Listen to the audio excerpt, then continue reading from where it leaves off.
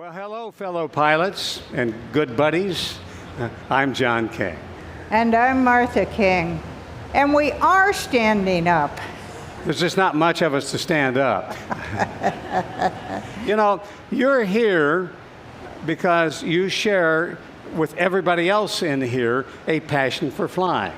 It took a lot of effort to get here. You put effort to fly. Everything about this requires a lot of effort. And we share that passion with you. And what a thrill it is to be in this room of extraordinary people. How many people in here are already pilots? Okay, there are a few that are still aspirational, but almost all a room of pilots. You know, John and I have spent a lifetime in aviation, and we, like you, have got a passion about flying and about people who fly. It's a wonderful community, and it's so good to see everybody here in a group, face-to-face in person again. Isn't that a wonderful time?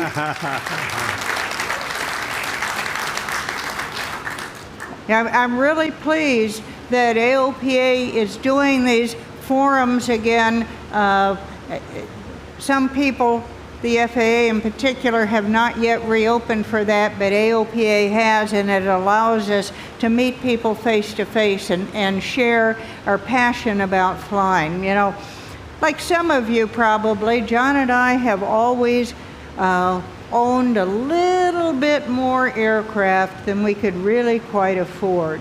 When we were flying around doing the live 2-day weekend ground schools, we flew around in a Cessna 340, which was a wonderful airplane for that, twin engine, pressurized, cabin class, but it was pushing things a little bit as far as the affordability, always was. And then as time went on, and I'm sure you felt the same thing, there's always a desire to go faster, to go higher, to go further. And if you're not careful, you can get a really bad disease called I need to smell jet fuel. That is an expensive disease. So eventually John and I went out and we bought an old Cessna 500, Cessna Citation 500. Now, that's really redundant to call that an old Citation 500 because they're all old. But it was a fabulous airplane for us. It was one of the very first business jets ever built. And This Citation 500 was before they called them Citation 1, Citation 2. It was just a straight 500. We called it a Citation 0 because it didn't have any number associated with it. But it was very safe and a very great transition from the Cessna 340 because Cessna made it as close to our 340 in operation as it was able to when you go to turbine from that. But, you know, it had a bad reputation for speed. How many? Basically not having any. Oh, right. It had all kinds of nicknames, derogatory nicknames. People called it a slotation. People called it a mutation. Some people called it a crustation. The air traffic controllers called it a frustration because they were always having to move us off the airway to let a real jet go by. And do any of you in here remember the days when Beechcraft used to advertise that the King Air flew at near jet speeds? I see a few of you remember those ads. Well, our Citation was the near jet that they were talking about. In part because it had a very unusual bird strike problem. You know what that bird strike problem was? Got run down from the rear. All these insults, they were awful. Well, for years. We flew that airplane for 10 years and put up with all those insults for 10 years. And finally, we decided that we had the need for speed. And we wanted to go out and get a real jet rather than a near jet.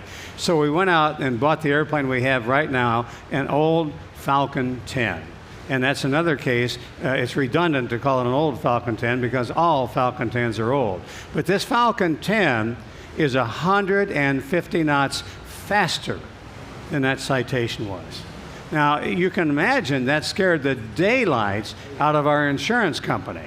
The idea of this mom and pop operation out there flying around in this Falcon 10 just said, oh, look, John, Martha, we want you to go out and get type rated in this airplane, but not only do we want you to get type rated in it, we want you to take the full simulator course of training for it. It's 21 days, and we did that, and it was just about the hardest course we ever had in our entire lives. We came out just dripping sweat, exhausted, and we figured, though, we must have done okay, because the instructor got us aside and he said, look, John, Martha, I've got wonderful news for you. And I said, well, that's fabulous. What's that? He says, well, you'll never have to worry about a mid-air collision in this airplane. And I said, that's fantastic. Why not? He says, you're so far behind this airplane, you won't even be involved. He says, you're going to come walking up to the crash site some 15 minutes later going, what happened here? You know, Martha and I have been flying together now since 1969. Is that a correct statement? That is correct. And Martha has... Thank you. And the significant thing about that is we neither one have significant damage to each other. I want to make it clear. Martha's just a little bit better pilot than I am. Just a little bit better pilot. It's because she knows where she is and what's happening and what's about to happen next. And I'm going along saying, what the hell just happened? So we have a different relationship towards our flying. People tell me, it's still my turn, you know. Oh, is it? Yeah, okay. Yeah. People tell me that I'm lucky that Martha will fly with me. And I always say, lucky? What are you talking about, lucky? She wants to fly half the time. It costs us twice as much because of her participation. And she's got an opinion about everything. You know, John likes to think that our relationship exemplifies that old saying that behind every successful man stands a great woman. You got it right, Martha. He doesn't realize the true statement is, in front of every great woman stands some guy without a clue who's blocking her view.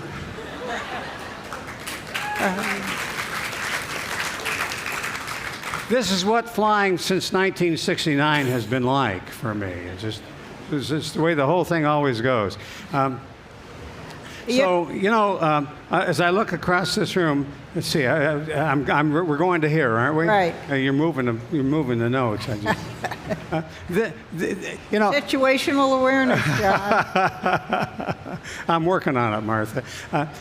I want to point out, by the way, that this is a room full of abnormal people. And that is one of the greatest compliments I can pay to someone, is to observe they're not normal. Because normal people don't do extraordinary things.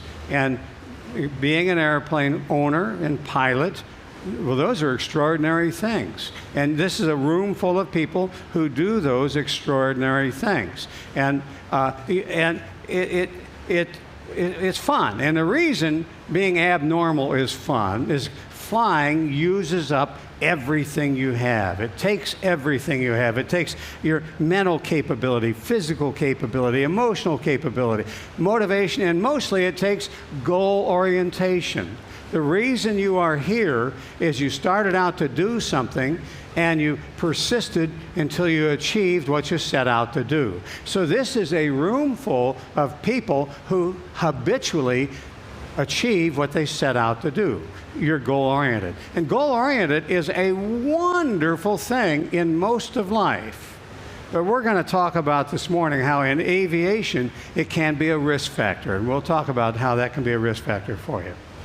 In general aviation, it's very important that we have honest discussions about safety, about aviation safety. It's particularly important to us in general aviation because we do not have all of the systems that airlines have that keep airline pilots and their passengers safe.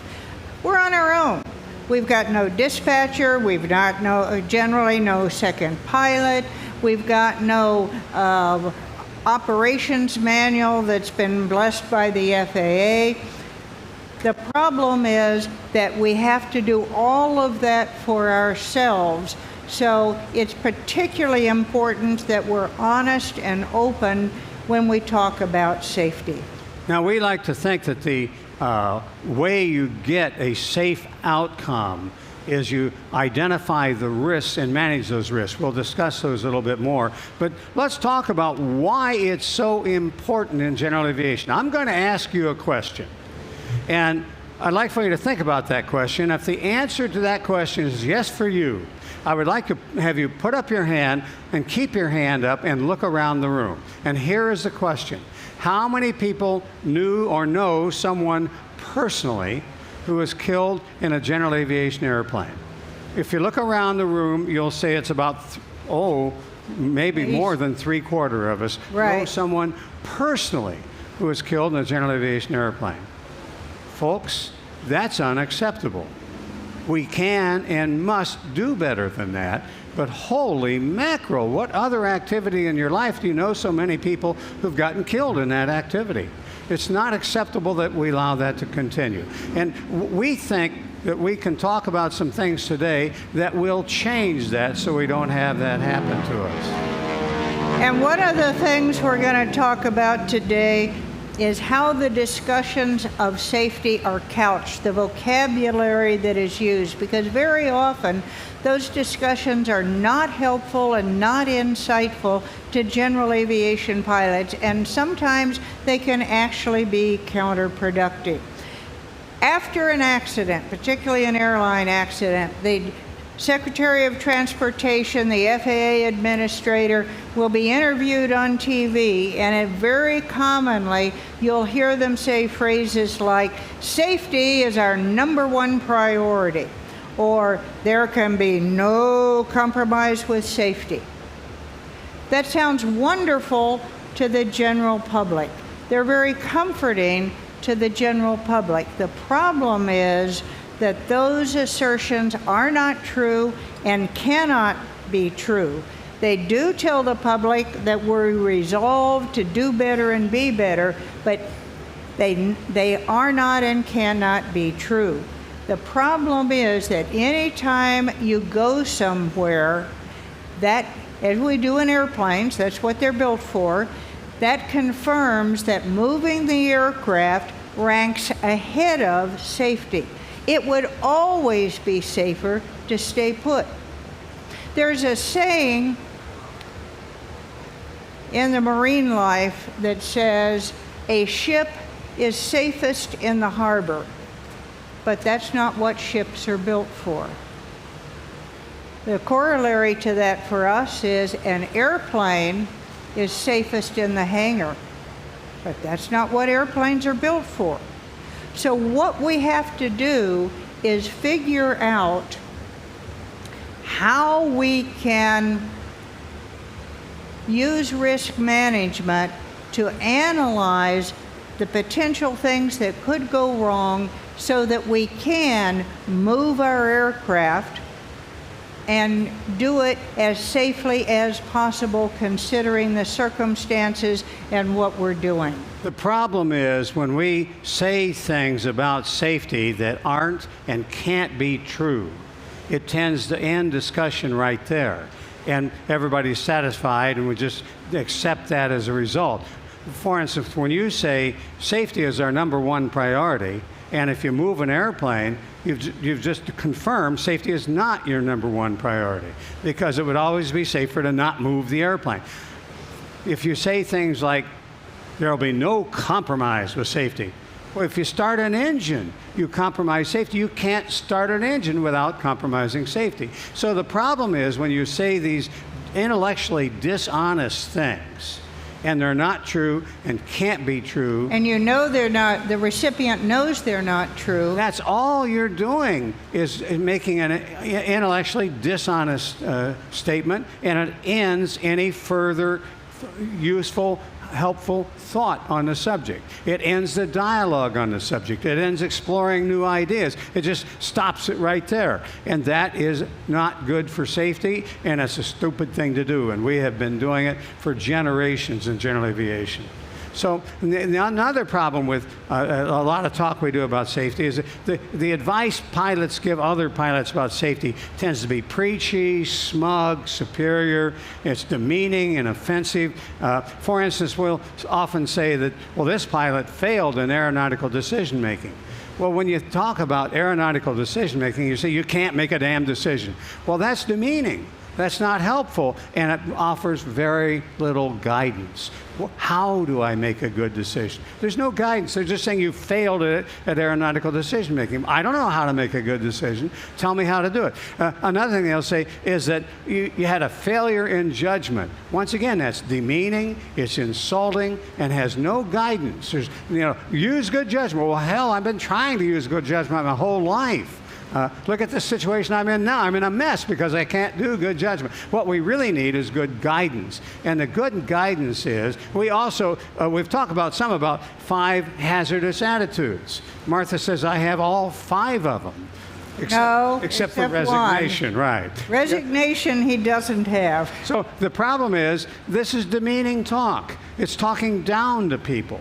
And we think that there's a way to do this by building people up and giving them guidance and giving them a sense of direction. None of these things give you any sense of direction. What we need is a sense of direction. So let's talk about a sense of direction, Martha. Okay, risk management is a proactive habit of identifying risks and mitigating them. So the keys are it's proactive and you mitigate risks. So we're not talking about a black and white decision. We're not talking about a go, no-go decision. What we're talking about is figuring out what could go wrong and developing a plan B and a plan C and maybe a plan D, depending on what the circumstances are, figuring out how to mitigate the risks that we identify. What we need to make sure that we do is use clear and honest language that gives positive guidance to us, to our fellows in the aviation community, if we're instructors, to our learning pilots. As John said earlier, safety is the outcome we're looking for, but risk management is how we get there. We often hear people say, well, we have a policy of safety. Well, that means they have a policy of not having an accident, but how do you do that? The way you do that is identify the risks and mitigate them. And that gives you a safe outcome. But the process is risk management. Okay, go ahead, Martha. So, as pilots, what John and these are some acronyms that John and I use that by sharing them with you this morning, we hope that you find them useful and you use them in your flying and pass them on to friends and students. And that is conduct risk surveillance for flights using the acronyms PAVE, CORD, and CQ. This is a little bit like we've been doing in aviation for generations. We've been using checklists. We say on short final, when we first started flying retractable aircraft, you'd say to yourself, gump, gump, gump. And it stood for gas, undercarriage, mixture, and prop. It was just a checklist you used to remind yourself to get your gear down and get the mixture forward, get the prop forward, and those kinds of things. So we've been using these kinds of words forever, but these words are directly about identifying the risks and mitigate them. For instance, when we talk about pave your way to a safe flight, what we're doing is using that word to think of the risks and put them in different categories and think about those categories of risks. The categories are the risks associated with the pilot, the risks associated with the aircraft, the risks associated with the environment, and the risks associated with the external or internal pressures. And we're going to talk about those pressures. They're pressures that we have on ourselves that make us ignore the risks of flight. So, well, let's talk about the... Just a word first. The PAVE checklist, mental checklist, is for use before you ever get in the airplane, before you ever start the drive to the airport. It's for the planning phase of the flight to think in advance about the potential risks in each of these 4 categories, putting the risks in it, and figuring out before you start the flight how you're going to mitigate those so that you have a safe flight. So let's talk about the risks associated with the pilot. First of all, assuming that we are the pilot, the real question you need to ask yourself, is this the right day for this pilot? Is this the right pilot for this trip? In other words, if you're going to fly at night, are you current at night? If you're going to fly under instruments, are you current on instruments? Is this the right pilot to do this? And you need to ask yourself that. And you don't have to cancel the trip. You just make it a different time. You pick different weather conditions. We're a big believer in saying don't frame things go, no go. Because if you framed all your risk management about go, no go, and then you go, you quit managing the risks. You're not doing proactive thinking about the risks. So it's not no go, no go. In fact, we're going to try and use these checklists to figure out a way to go. But what you have to do is modify how you do it. Well, modify who the pilot is, when you do the flight, and so on. Because if it's the weather is not right for this pilot, then you have to change that. Also, you need to think about when you're the pilot, how you doing physically? How's your body doing? Do you have the FAA recommends the I'm safe checklist. Do you have an illness that could be a problem, like a cold or something that can cause you to be dizzy? Medications can cause you to be dizzy. Stress is a problem. You're not at your best when you're under stress. Alcohol. Fly before 8 and you seal your fate. These 8 hours between bottle and throttle.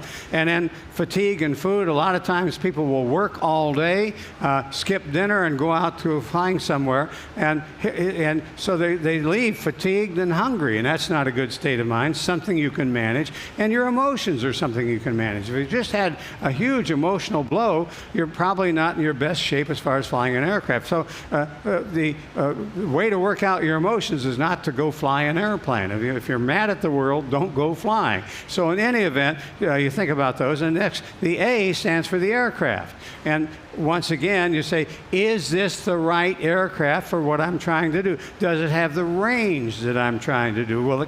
Can it carry the load? Is it instrument equipped? Is it nighttime equipped? Is it the right aircraft for what I'm asking this airplane to do? And sometimes, if you look at it and it looks like it's not, you can fix that by picking a different route, making a fuel stop, that you, instead of pushing the airplane on range, things like that, to make it a go rather than don't go. Does the aircraft have altitude capability? If you're trying to fly over mountains, maybe you go around the mountains. Just try and figure out how you can change the risks so that you can manage these risks with this aircraft. The V stands for the environment. It's nighttime, daytime, instrument conditions, weather, icing. Last night was not the great time to go, so you go at a different time. You pick it this morning, it looks entirely different than it did at 10 or 11 o'clock last night. So you just simply adjust how you do the trip to manage those risks. So what else should I put in the environment? That sounds pretty good. All right. And finally, the external or internal pressures. What happens is the pilot puts themselves in a situation where they're unwilling to give up on a trip. One of those pressures that we talk about that pilots have is you are hardwired to complete what you set out to do. So when you set out on something and the weather gets in your way, if you get low on fuel, you tend to deny those things happen. You deny the risks and just keep right on going. So what we're saying is don't let the pressures that are built into you make you ignore the risks. If you're a goal-oriented person and admitting the risks makes you stop, you go, well, no, I don't. How about fuel gauges? Are fuel gauges a problem? Well, they can be. They can be. Why don't you tell us about it? All right. How many people in here believe that general aviation fuel gauges are absolutely reliable and accurate? John, I don't have any takers on that. Fancy that. Normally, people take that as a joke line, you know. It is. How many people in here remember when, by regulation, is the only time those fuel gauges are required to be accurate? When the tanks are empty. That's not very helpful, is it? Isn't that handy? They're accurate when they're empty. So we don't want to depend on something like that and let our own internal pressures keep pushing us along to go and looking at those fuel gauges and saying, they're going to be okay.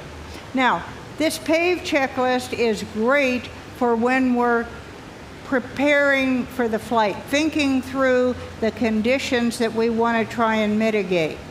Before takeoff, you can strike the right chord to manage the risks of takeoff. And chord stands for conditions, hazards, operational changes. The first R is runway required and available, and the second one is return, and the D is departure. This chord checklist is a checklist that we use to self-brief ourselves before we take off. And so as we're approaching the runway, regardless of the aircraft we're going in, we suggest you use the chord checklist. And what it is, you look around and say, what are the conditions now? Is the runway wet? Is it windy? Is there a strong crosswind? And if you're flying, we fly this old Falcon 10, and so it matters to us whether the runway's wet or not, because could we do an aborted takeoff? If the runway's wet, you might not be able to do an aborted takeoff as well. So we talk about, well, what are these conditions right now? If you're flying a 172, there would be different conditions you would think about, but you talk about the conditions that you're facing right now. And the age says, what are the hazards? I don't see. What are the hazards associated? Oh, there it is, up there. And now I see it. What are the hazards associated with those conditions? The hazards are things like a slick runway, strong crosswind. And so the O is what operational changes are we going to make to compensate for those hazards. So we'll talk about, we need a little longer runway. Go ahead. Right. We may talk about the fact, the runway's a little bit wet, so we want to make a static power up and get full power on the engines before we release the brakes, because you use up quite a bit of runway in the process of acceleration, and we don't want to do that if the runway's wet, because we're going to need all of it. Sometimes you can be pretty creative about what operational changes that you're going to make to deal with these hazards, and they aren't very limiting, but they can be a big difference in how well the aircraft. In our airplane, if we have clouds, one of the things we'll be doing is checking, what's the outside air temperature? We know what it was supposed to be, but what's the reality? What is it actually? And we may make a decision on the spot to take off with, do our takeoff with the anti-ice on for the engines rather than not on, because the clouds are low enough, not forecast to be that low maybe, but they're low enough that we want to have the engine anti-ice when we go into the clouds. In a 172, it might be you get out to the runway and you look at the wind, which is now more of a crosswind and stronger than it was supposed to be, and you decide you want a different flap setting for the takeoff. These are the things we're talking about on operational changes. Okay, the R, first R, stands for the runway required and the runway available. You do the runway required, you do your takeoff calculations. This is how much runway you need. And those takeoff calculations, required runway and available runway, we will have done before we get in the airplane, but this is the time to review them. So we review those, compare the two, and say, are we okay? How do we have margin here? And then the R is for return. And if you're flying an old Falcon 10 that has 2 engines, and they're jets, if you lose an engine, you're probably just going to keep right on going and follow the IFR clearance you have. So you'll just discuss that's what you're going to do. If you're in a 172, you should have figured out in advance whether or not you could, where you're going to go. We have a road right next to us we call Balboa International, and it's Balboa Street, and it's your best, most likely place to land if you lose an engine because we don't have enough room to turn around. But you have to make that decision in advance whether or not you're going to be able to turn around. You're in a 172. You might try and see what your glide ratio is, how many feet you go forward for each foot you go down, and how about in a 30-40 degree bank, what bank would be the best bank? Can I make it around to the runway or a parallel runway? How high do I have to be in order to safely make it around? You want to know that before you attempt it, because the deal is that if you attempt to turn around and you stall the aircraft, the odds of surviving a loss of control accident under those circumstances are just about 0. So you don't want to put yourself in that situation. So what you really want to do is figure it out in advance and have some margin, or else figure out where you're going to go. You can look at ForeFlight right now, and they have pictures of the airport from the air. You have an aerial picture of the airport, and you can pick where you might want to go while you're in your den before you go out to the airport. But you want to have that figured out in advance, and that's what the return is all about. And so if you're in a 172 or any other single-engine airplane, you want to figure out what you're going to do and where you're going to go and have that figured out. And then you'll discuss it, or you'll think about it if you're at the runway. And finally, the departure is, if you don't have a problem, what are you going to do? In our case, we're going out IFR. We just need to know what's our heading and what altitude are we climbing to, and we brief that before we go. So this is our, we call it our chord briefing. We do that briefing before we take off. If you're in a 172, you do the same self-briefing before you take off, and you work your way through it. And it'll be a lifesaver. If you lose an engine and you haven't thought through where you're going today in a single-engine airplane, you're not in a very good situation about making a decision. But if you figure it out and have a good idea, you can more calmly respond to that situation. So that's what you'll be doing, and I believe that it's really good flight management, risk management, to do that chord briefing before you take off. So that's when you're right at the runway ready for takeoff. But what about once you've launched and once you're airborne? Well, once you're airborne, you can take care to manage risk. And care stands for, there's 2 C's in it. First of all, changes. What changes are happening. And the care is consequences, alternatives, reality, and again, the external and internal pressures. When you're flying en route, your primary focus is always control of the aircraft, but we spoke out to those 4 components of the care attention scan: consequences, alternatives, reality, and external pressures. And which ones we spoke out to in our mind and how often depends on what's going on, what the phase of flight is, what the weather is, and so on. Now, the reason you need to do this C-Care checklist is you did an analysis of the risks in advance called the Pave checklist. The deal is, as soon as you get airborne, all of that changes. because flying an airplane is about moving the airplane over terrain. So you're flying the airplane to change your location. You're flying the airplane to change things. So as soon as you get airborne, the pilot becomes more fatigued. The airplane gets lower on fuel. You're flying over a changing environment, and the pressures get greater. As soon as you get airborne, it's harder to give up on the trip. So the external pressures increase the longer the trip goes. It's harder to make yourself give up on it. So all of the things you planned when you did Pave are now changing. That's the nature of flying. It's about change. It's the nature of it. Now, the thing to do is to think through the consequences of those changes. So let's assume that you get airborne. I'm going to ask you a question. Let's assume you get airborne, and you look over at the GPS and you say, son of a gun, look at this. We're 20 knots slower than we thought we were going to be. Now, if you're 20 knots slower than you thought you were going to be, I'm going to ask you what's likely the cause of that. The wind. The wind is different than you thought it was going to be. Well, let's think through the consequences. And when I suggest you think through the consequences, think through several levels. First of all, if you're going to be slower, that means you're going to get in there later. You're going to get in there with a pilot who's more fatigued. You're going to get in there lower on fuel. And you're going to get in there under more pressure because you're probably there, you're trying to make a commitment. You're going to meet someone there. You're going to be there at a certain time. You're trying to accomplish something within a certain time. So all of the pressures are greater on you. And that is just the first level of the consequences. Let's think the consequences down another layer.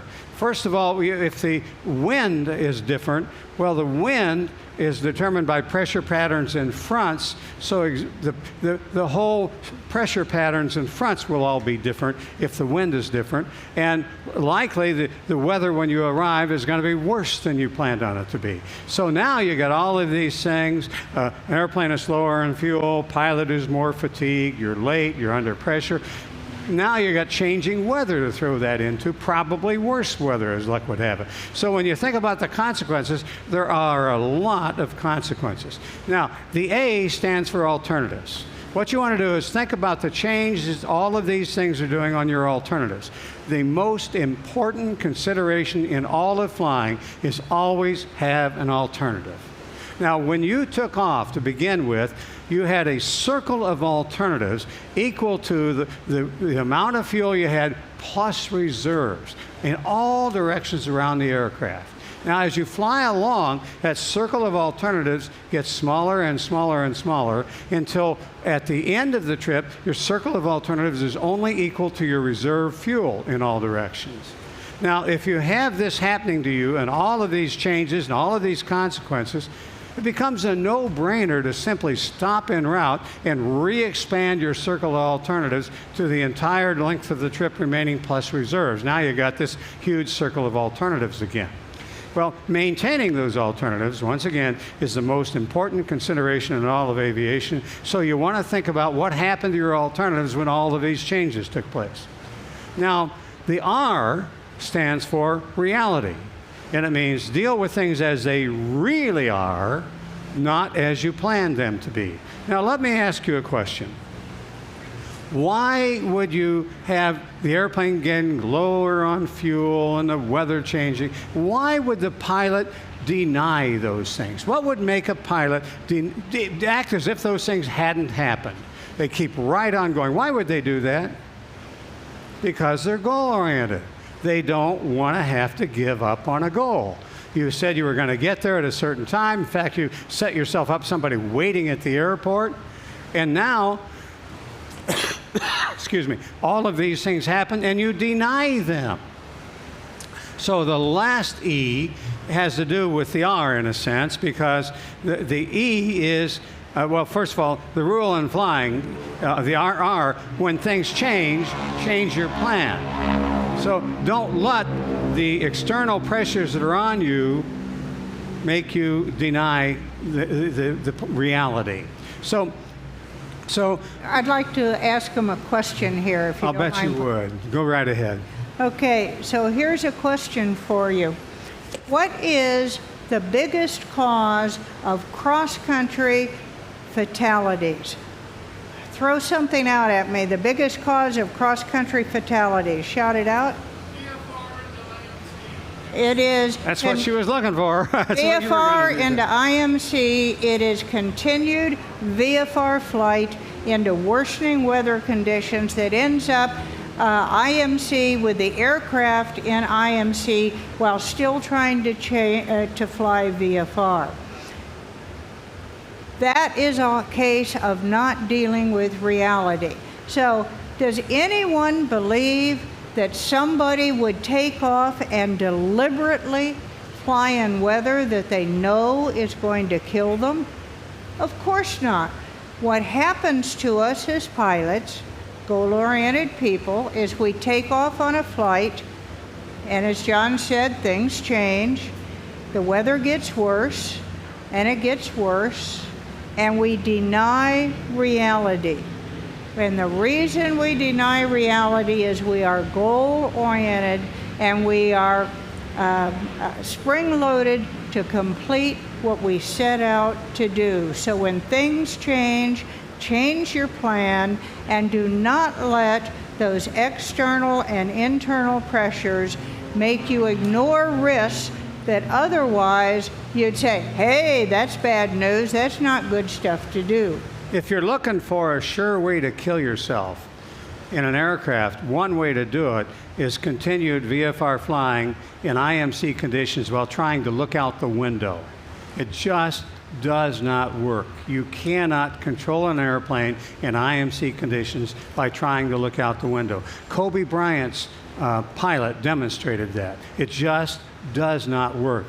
We've got countless friends where people could put up our hands multiple times on people we know got killed in airplanes. And probably the most reliable way to kill yourself is continued VFR flying in IMC by looking out the window. It just can't be done. So while goal orientation is fabulous in almost all of our lives, after all, that's how we got to become pilots, because we set a goal and we worked at it and we persisted. It is a risk factor for us as pilots and something we need to be aware of on a continual basis. That goal orientation tends to make us keep on going when risk mitigation says we need to change our plan. We need to face reality, not deny it, and we need to change our plan. So the way, I'm sorry, you had something else you took in a breath. I did take it in a breath. I was going to talk about the tension between completing the flight. Why don't you talk about the tension between and goal orientation? I'm not saying at all that we want or need to be as rigid as the airlines are with their second pilot and their dispatchers and all their operations procedures and so on. I mean, that's what GA flying is all about, is the freedom of it to go where we want, to airports we haven't been to before, and so on. But we do have to accept reasonable limitations on our utility. If we want to keep our friends and our relatives, our fellow community members alive, we need to manage the risks in aviation. If we don't manage the risks in aviation, they're going to be unacceptable. As John, you looked around the room, you saw how many people knew someone personally who had died in a general aviation accident. We don't want that to keep on going. Now, one of the reasons that people tend to deny reality is because of what we call the big lie. And the big lie is something that you have told long enough and often enough that you believe it yourself. And the big lie in aviation is the safest part of the trip was the flight. The most dangerous part was the drive to the airport. Totally not true for general aviation. It is true for the airlines, which is where that saying kind of comes from, but it is not true for general aviation. And the reason we say it's not true is due to mathematics. What you can do is go to the National Highway Transportation Safety Board, and they will tell you the accident rate per mile in cars. And then you go to the NTSB, National Transportation Safety Board, and you can get the accident rate per 100,000 hours in airplanes. And if you know about how fast airplanes are, you can match those two up, and what you find out is you're 7 times more likely to be killed per mile in a general aviation airplane than you are in a car. That's on a par with motorcycles. And I used to think motorcycle pilots or motorcycle drivers were damn fools. Now I find out we all are. But so you're 7 times more likely to get killed per mile in a general aviation airplane. Now, what is the biggest single risk factor in an airplane? It's in between your ears. It's the pilot. You know what? We can manage that. And the biggest thing we can manage is the external or internal pressures. Why do you ignore risks? And the way you manage that is you set yourself up for success before you leave. Martha and I, when we're going on a trip in any kind of airplane, put in an overnight bag in the aircraft, even if we're going for a $100 hamburger. Then if we have any kind of problem, the weather's not right, the engine's not right, we just say, hey, let's just check into a hotel, we'll spend the night, and we'll worry about this tomorrow morning. We take the pressure off of ourselves, and we do it by managing ourselves, managing it in advance. If we're going to go somewhere and meet someone, we never have them waiting for us at the airport, because that sets up pressure on us. We're going to manage that by saying, look, we'll tell you when we're in. We'll call you. We've got a cell phone. We're in no hurry. We need to clean the windshield and refuel the aircraft. We'll just call you when we get in. That'll give us time to do all of those things. And no hurry, because we have to do all this stuff with the airplane anyway. So what we do is we try and set it up so we take the pressure off of ourselves. So you manage those risk factors of the pressures on you by setting up a program in advance to take the pressure off of yourself. So we urgently request, because we'd like for you to be around, that you use Pave, Cord, and C-Chair to manage the risks in flight. And we'd also like to make a special wish for you. The wish for you, I can say it. Keep the pointy end forward, the dirty side down, and by all means, please, stay out of the trees. Thank you for coming today. Good afternoon, we appreciate it very much. Thanks for being here.